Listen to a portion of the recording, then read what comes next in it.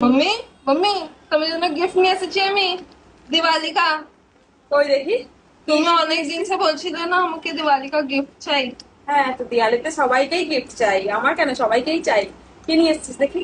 তো তোমার জন্য এক স্পেশাল गिफ्ट নিয়ে এসেছি। দেখি দেখি দেখি দেখি দেখি দেখি রে, দে কি নিয়ে এসেছিস। চোখ বন্ধ করো। চোখ বন্ধ করতে হবে।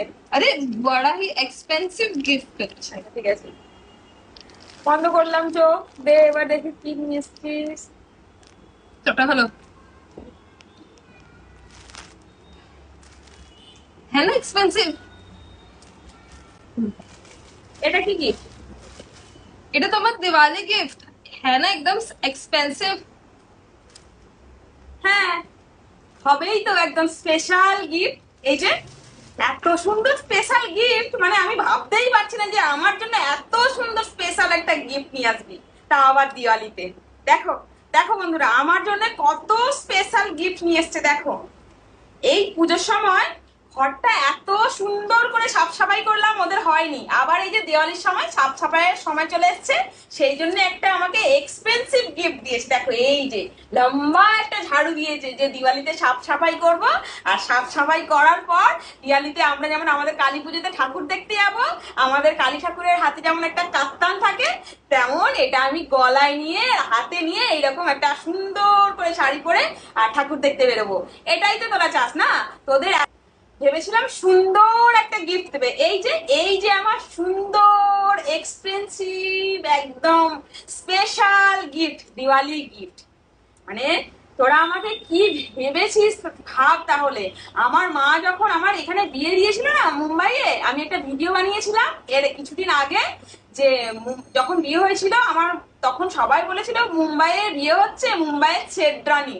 আর ভিডিও বানিয়েছিলাম যে শেরডানি হতে গিয়ে আমি নগরানি হয়ে গেছি, সেটা তো জাস্ট ভিডিও বানিয়েছিলাম। এটা এখন বোঝা যাচ্ছে তোরা আমাকে এটাই ভাবিস, মানে আমি তোদের নগরানি। সমস্ত কিছু করে দিলাম, সমস্ত কিছু দেখভাল করছি, সকাল থেকে উঠে রাত্রি পর্যন্ত পুরো টাইমটা তোদের পিছনে দিচ্ছি। আর তোদের থেকে একটু আশা করবো যে দিওয়ালির সময় একটা ভালো সুন্দর গিফট পাবো, তা নয়। মানে নগরানির যে জরুরত, নগরানি এবার একটা বালতি, একটা নিয়ে এসে দিবি, মোছার একটা নিয়ে এসে দিবি, একটা ভালো দেখে নতুন মগ নিয়ে এসে দিবি। কেন, ওগুলোও তো লাগবে সব সাফাই করতে, ঘর ফর মুছতে, ওটাও তো কাজে লাগবে না? ওটাও এনে দিবি। ওটাই বা বাকি থাকে কেন? যেমন একটা দিওয়ালিতে সুন্দর শাড়ি দিলে একটা নেকলেস দিতে হয়, একটা তার সাজের জিনিস মেকআপ টেকআপ গুলো দিতে হয়। তো এইটা শুধু, এটা তো শুধু একটা জিনিস হয়েছে, এখনো বালতি আছে, মগ আছে, মোছার কাপড় আছে, ওইগুলো সব নিয়ে এসে দিবি। ওটা আবার বলবি স্পেশাল গিফট। এই হচ্ছে তোদের কাছে আমার ভ্যালু, বুঝতে পারলি তো?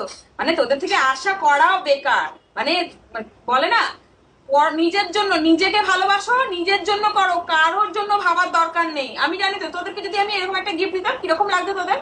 আমি একটা কি সুন্দর একটা এরকম ঝাড়ু নিয়ে এসে বলতাম, দেখ তোদের এত সুন্দর একটা গিফট নিয়ে এসেছি, আমাকে বলে দিতে পারলি, আমি তো আর দিতে পারবো না, না?